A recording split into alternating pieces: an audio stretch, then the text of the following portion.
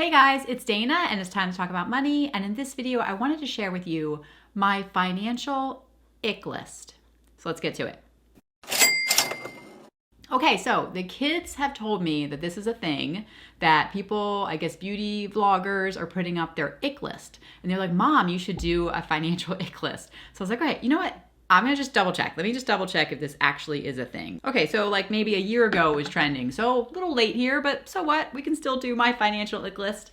So number one, my ick list. It is, okay, the just one more purchase trap. And what this means is you're shopping and you're just adding to cart, or you're in the grocery store and those end caps just kind of like calling your name. You're like, oh, what's just one more item in the cart, right? Just, oh, that's fine, just one more item.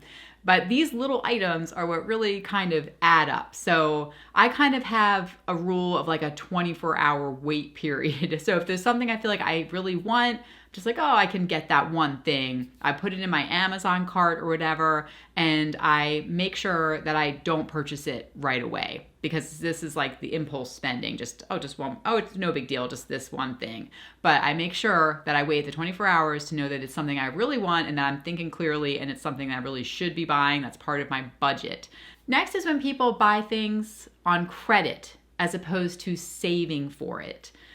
So this is something I've done in the past and it gives me the heebie-jeebies. So you need something, or you think you need something and you don't feel like waiting, you want it now. So you're like, I'm just gonna pay for it on my credit card and I'll pay it off later. It's fine, I can pay it off later, but I really want it now. I don't wanna wait the 4 months or 5 months it would take for me to save up the money to actually purchase this product or service or whatever it is, or Disney trip.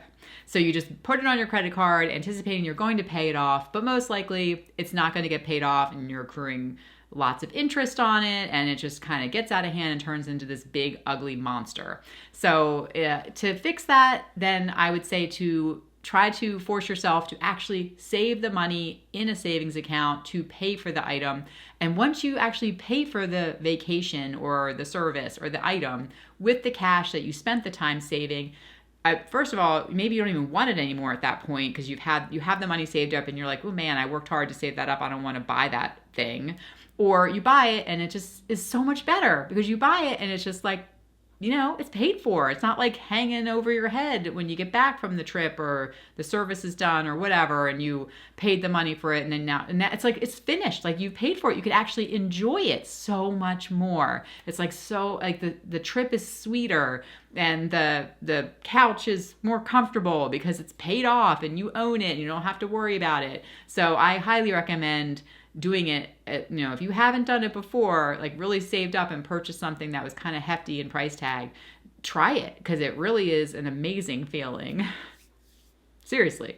Neglecting your emergency savings. Okay, so all right, so it's like, if you're like, no, I don't really need an emergency fund, I've got my credit card and it's got a huge credit limit on it, that's my emergency fund. Like if you're thinking in this way, it's like, I just think that even if you feel like you can't save a lot of money right now because things are really tight and you can't save a lot, even if you were to put $50, like $50 every time you got paid, or $50 a month into a separate savings account and try not to touch it, don't look at it, like it will grow over time.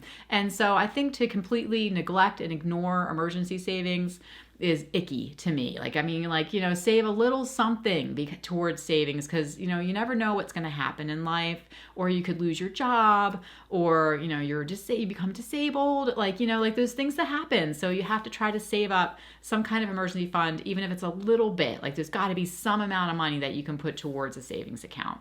Next on my ick list is letting your debt get out of control.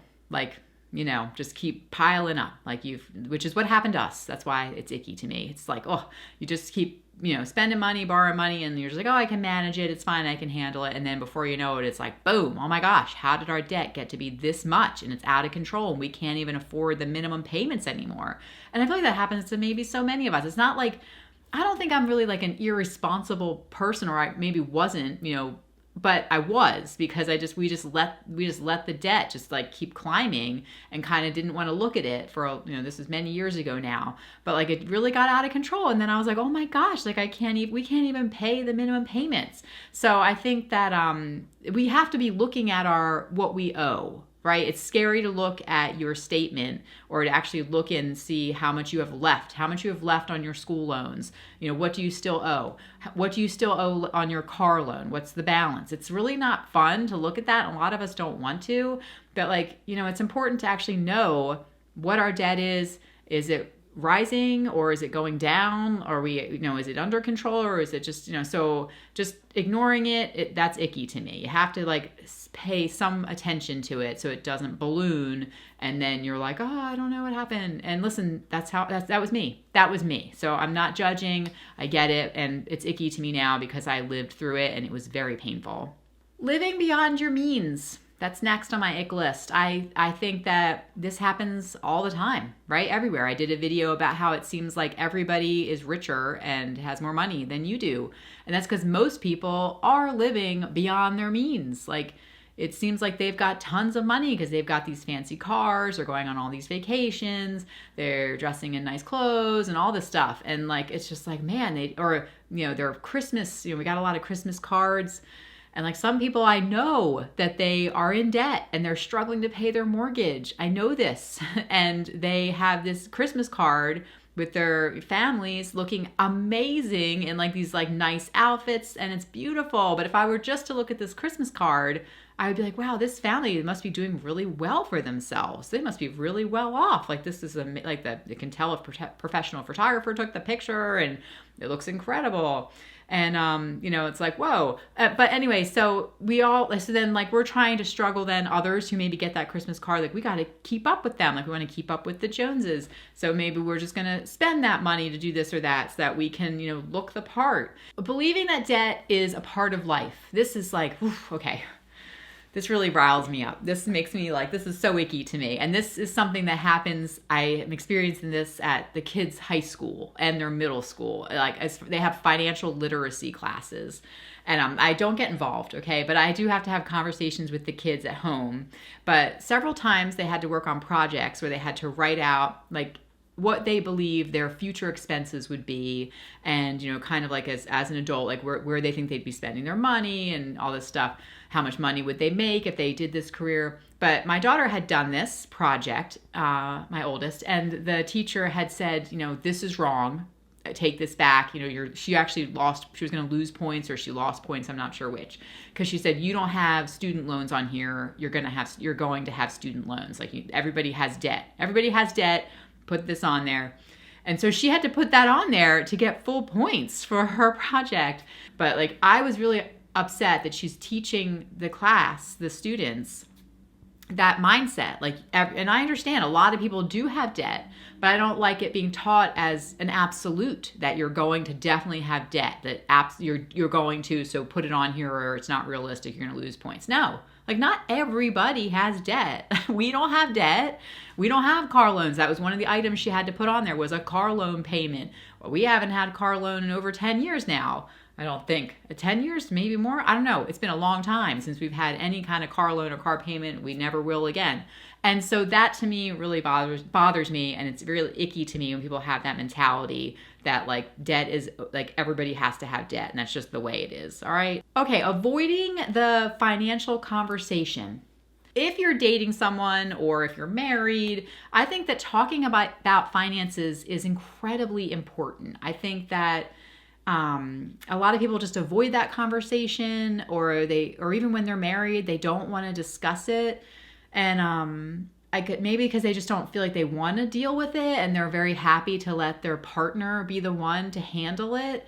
But it's, it can be something that really can aid in your connection. And it doesn't, I'm not sure like which side you might be on. And, again, no judgment. Either you're the one who is in charge of the finances like I am, and maybe you're not sharing with your partner, and you're not asking for their input, or you don't want to share, or they don't, or you're the person who doesn't want to know. Like if you're the one who doesn't want to deal with it, doesn't want to be bothered, my partner's the better one at finances. But I still think there should be, and yes, that might be absolutely true. Usually, naturally, there is one person in a relationship who is better at it than the other. But I think that, to have some kind of conversation, some kind of meeting on some kind of interval, whether it's once a quarter, once a year, once a month, once a week, whatever it is, some kind of check-in to be like, this is our assets, these are our liabilities, this is how much we're spending on these things, and these are our expenses. Maybe we could cut here, or maybe we want to save more money to do this or that. Like, it can be so fun. It's so fun. Like, to actually be able to dream about what you want to do. Like, where do you want your future to be? Like, what do you want it to look like? What does retirement look like to you? And when you have those conversations, it just kind of, I feel like, is really important that you're both like, what if you both don't align on that? And if you're dating someone, like, my God, have those conversations before you get married, because it's so important.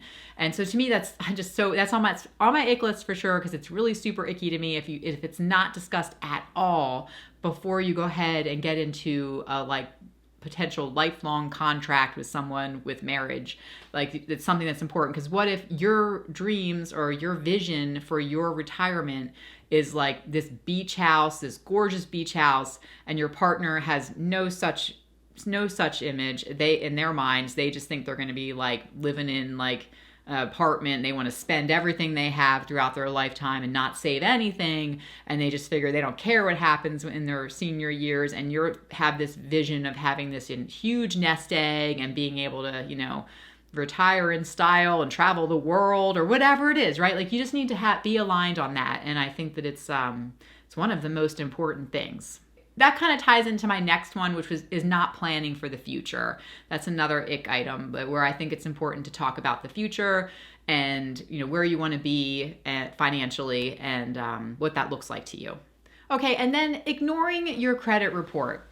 To ignore your credit score completely and not look at the free report that you can get once a year, you don't know what's on it, you don't know what your credit score is, you don't know if there's outstanding debts on it. I think that that's a mistake. And even if your credit is frozen, mine is frozen, even if your credit's frozen, you don't use credit cards, you don't borrow any money, which is awesome. You can't just say it, like, you still should probably check it. You still should check that credit report to make sure there's no fraudulent activity on it, because there could be. And just it's like I said, it's a thing. It's out there, and we can't eliminate it completely. So you can't just stick your head in the sand on that and act like it doesn't exist, because it does. Even if you don't borrow money and you have no credit cards and your credit score is 0, you should still check the credit report to make sure it is still 0 and that there's nothing going on there that you don't know about. Okay, now, there's plenty of financial habits that can put all of us into a really bad place. What is at the top of your financial ick list? So leave it down below in the comments. And if you are interested in doing a no-spend year or a no-spend month, I'll go ahead and link this video here. You can check that out. And if you do, I'll see you there. Otherwise, I'll see you in the next video. Bye, guys.